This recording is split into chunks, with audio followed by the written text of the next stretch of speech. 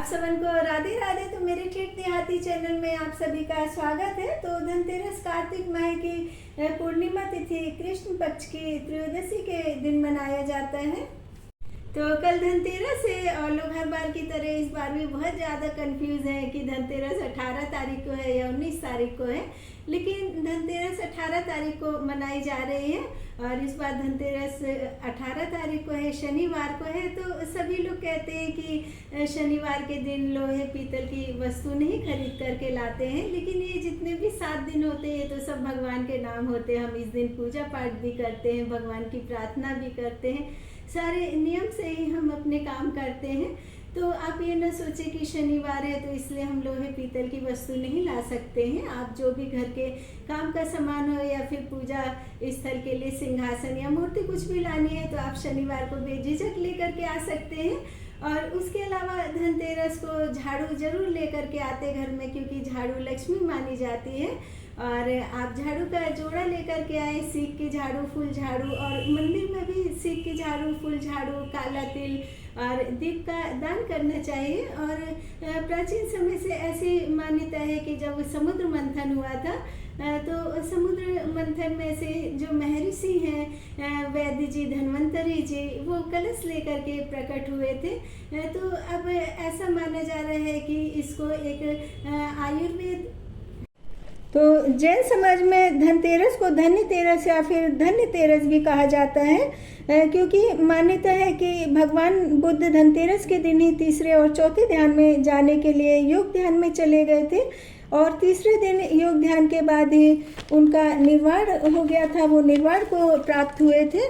और इस अवसर पर हिंदू धर्म में नए बर्तन खरीदने की परंपरा है। ऐसी मान्यता है कि इस दिन धन वस्तु खरीदने से 13 गुना धन में वृद्धि होती है। और कुछ लोग धनतेरस पर धनिया के बीज खरीद कर रखते हैं और दिवाली के बाद इन बीजों को अपने किचन गार्डन या खेत में बोते हैं। और प्राचीन समय में धनतेरस में चांदी किलो के हिसाब से ली जाती थी, और अब तो चांदी सोने बहुत ज़्यादा महंगे हो गए हैं। तो हमारी जितनी भी गुंजाइश है, हमको अपने गुंजाइश के अनुसार ही, चाहे त्यौहार हो चाहे रोज़मर्रा की ज़िंदगी हो, अपनी गुंजाइश के हिसाब से ही खर्च करना चाहिए। क्योंकि जेब को ज़्यादा हमेशा मजबूत करके रखना चाहिए, क्योंकि जो हम जमा पूंजी रखते हैं तो वो हमारे बचत की पूंजी होती है। वो हमारे जो भी ज़रूरत का समय होता है उस समय काम आती है। और दिवाली में या फिर धनतेरस पर लोग चांदी के बर्तन खरीदते हैं, या फिर दिवाली के पूजन के लिए गणेश जी, लक्ष्मी जी खरीदते हैं। तो धनतेरस की कथा इस प्रकार है। एक बार भगवान विष्णु लक्ष्मी जी सहित पृथ्वी पर घूमने आए।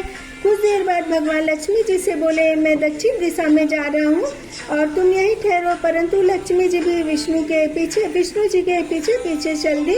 और कुछ दूर चलने पर ईख का खेत मिला। लक्ष्मी जी ने एक गन्ना लिया और खाने लगे। और जब भगवान विष्णु जी लौटे तो उन्होंने लक्ष्मी जी को गन्ना खाते देखा। इस पर वो क्रोधित हो गए और उन्होंने लक्ष्मी जी को श्राप दे दिया कि तुम जिस किसान के खेत में हो उसके यहाँ पर ये गन्ने खा रही हो, उसके यहाँ पर 12 वर्ष तक उसकी सेवा करो। विष्णु भगवान क्षीर सागर लौट गए तथा लक्ष्मी जी ने किसान के यहाँ पर रहकर उसे धन धान्य से पूर्ण किया।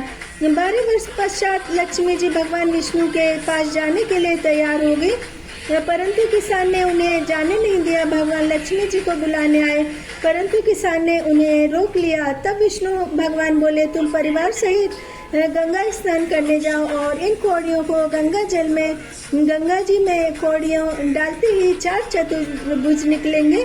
और कौड़ियाँ लेकर चलने को उद्यत हो गए। ऐसा आश्चर्य देखकर किसान ने गंगा से पूछा, ये 4 हाथ किसके हैं? तो गंगा जी ने किसान को बताया, ये चारों हाथ मेरे ही थे। तुमने जो मुझे कौड़ियाँ भेंट की वे तुम्हें किसने दी थी? किसान बोला, मेरे घर एक स्त्री पुरुष आए थे और वे लक्ष्मी जी और विष्णु भगवान हैं। तुम लक्ष्मी जी को मत जाने देना, नहीं तो पुनः निर्धन हो जाओगे। किसान ने घर लौटने पर लक्ष्मी जी को नहीं जाने दिया। तब भगवान ने किसान को समझाया, मेरे श्राप के कारण लक्ष्मी जी तुम्हारे यहाँ 12 वर्ष तक तुम्हारी सेवा करती रही, क्योंकि लक्ष्मी जी बहुत चंचल होती है, इन्हें बड़े बड़े लोग रोक नहीं पाते। इसलिए जब भी धन आए, पैसे आए, उनको बहुत ज़्यादा हिफाजत से रखना चाहिए।